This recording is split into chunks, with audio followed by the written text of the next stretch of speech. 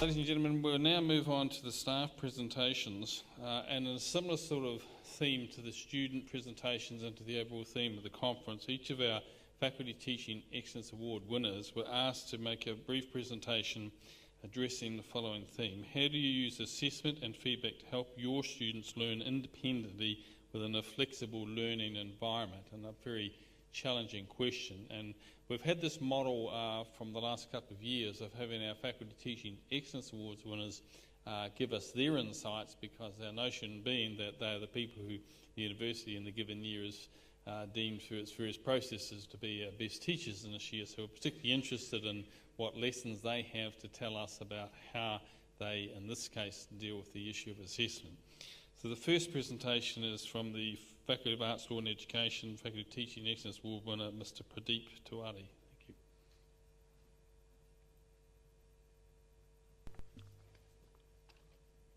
Good morning. First of all, I thank Dhruv Karanand and Samira Saeed for their wonderful presentations. This is what we as teachers want to hear from students, so that we can assess and modify our teaching in response to the needs of the students.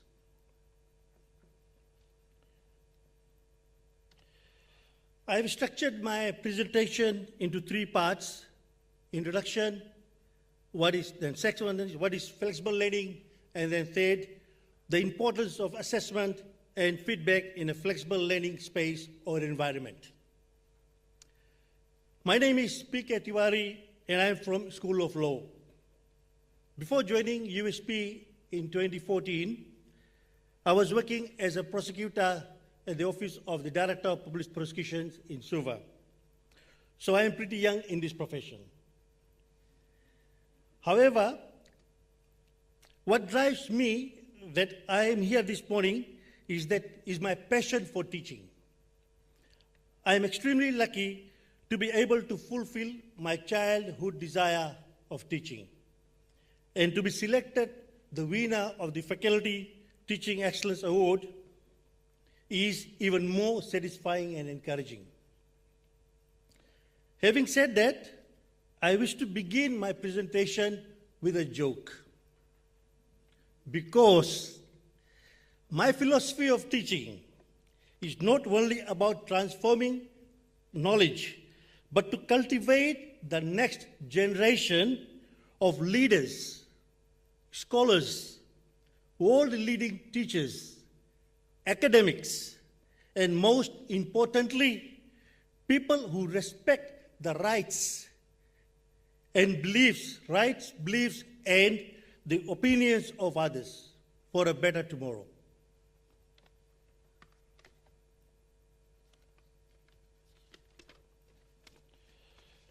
It's about a London lawyer driving in Ireland. Okay, a London lawyer runs a stop sign in Ireland and gets pulled over by an Irish cop. He thinks that he's smarter than the cop because he's a lawyer, and is certain that he has a better education than the Irish cop. He decides to prove himself and have some fun at the Irish cop's expense. Irish cop says, "Can I have your license and registration, please?" The London lawyer asks, "What for?" Irish cop, "You didn't come to a complete stop at a stop sign." London lawyer, "I slowed down and no one was coming." Irish cop, "You still didn't come to a complete stop. Can I have your license and registration, please?" London lawyer, "What's the difference?" Irish cop, "The difference is you didn't come to a complete stop. That's the law. Can I have your license and registration, please?" London lawyer, "If you can show me the legal difference between slow down and stop, I will give you my license and registration, and you give me the ticket." Irish cop, "Sounds fair. That's what the cop says. That sounds fair. Exit your vehicle, sir.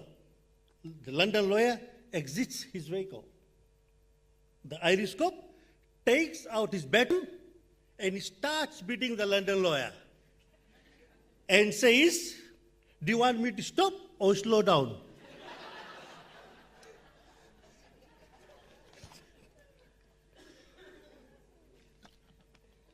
So the difference was crystal clear. And in the lawyer's tone of words, legal difference. You got the legal difference there.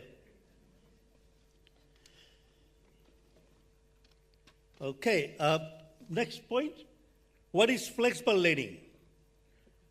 Flexible learning gives choice about what, when, where, how students learn. As such, teacher's role is changed from the sage on the stage to the guide on the side. The teacher only acts as a facilitator, but not a lecturer. Although there are lots of advantages of flexible learning, such as 24/7 online access saves time and money, increased outreach to new student markets, lessen demand on campus infrastructure, decrease congestion and parking problems on campus, the biggest challenge is to keep the students connected and motivated.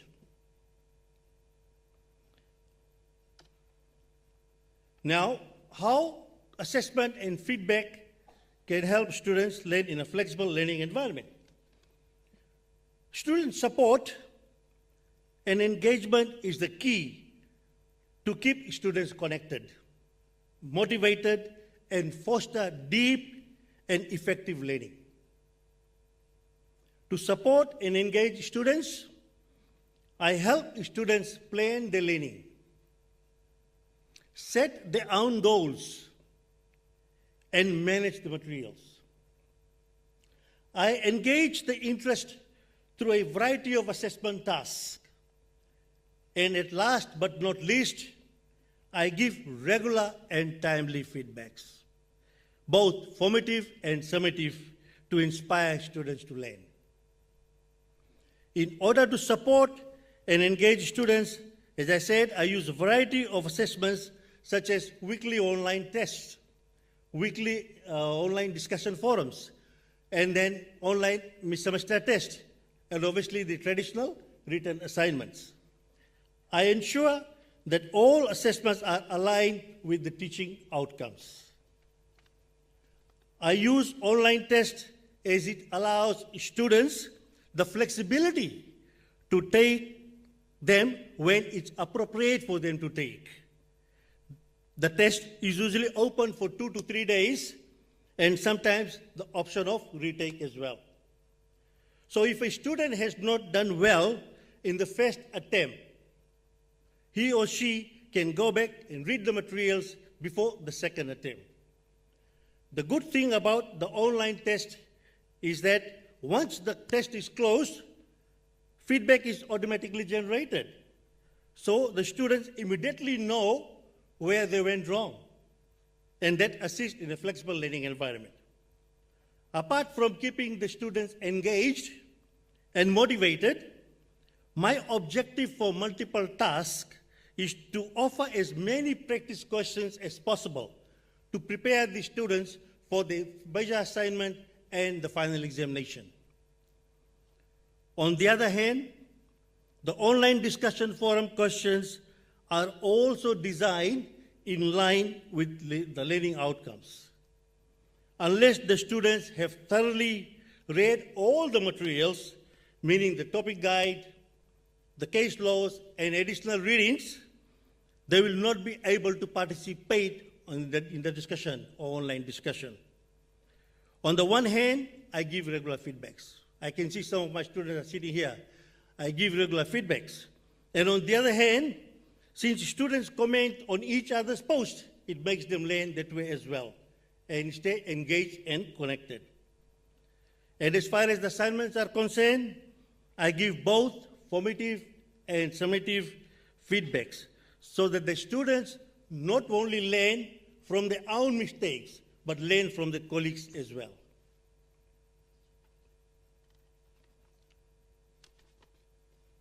In addition to student support and engagement and regular and timely feedback, my conviction is that teacher-student relationship building is very important to boost learning. When I joined the School of Law, the question that really haunted me was, how can I make my class lively and interesting? Because I had no clue whatsoever, because I joined teaching profession from a totally different background. However, it was not long that I found the answer. And the answer was relationship building. Like all relationships, the foundation for success is mutual trust.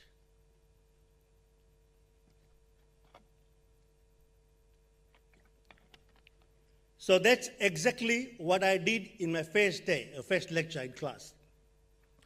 I entered the lecture theater 10 minutes before time. I deliberately did this to get an impression of who my students were. The lecture hall was jam-packed. All students were impatiently looking at me. Perhaps they were trying to judge my temperament. Some students greeted me with a smile, while others appeared to be confused. As soon as I smiled, the escalating tension in the lecture hall came to a halt. I knew my job was done. I understood my students, and perhaps to some extent, they understood me too. I perceived that they were looking for a friendly learning environment. Whether it is a face-to-face teaching or an online teaching, teacher-student relationship is key to a successful journey. Professor Raghuram Rajan, the former governor of the Reserve Bank of India, said, "Journey is far more important than the destination." A well-calculated journey always turns out to be an enjoyable and a memorable journey. We can look back to our own experiences. No matter how good the assessment is, or how constructive, formative, or effective the feedback is, unless the students take the heed of the feedback, the purpose of the feedback is absolutely defeated. Therefore, in my opinion, regular communication can enrich feedback, keep students motivated, help clarify learning goals and standards while overcoming time and distance. In some places, distance only. As a teacher, my objective is to groom or nurture students to be humble, simple, respectful, rather than like the London lawyer, full of ego, and in the end, he got the beating of his life. Isn't it? Okay, having said that, learning is not confined within the four walls of the classroom or on internet, because charity begins at home. It is the responsibility of the society as a whole to think about the implications of our actions of today on the generations of tomorrow. Finally, I thank you all those who nominated me, all those who helped me get here, and at last but not least, thank you all for listening.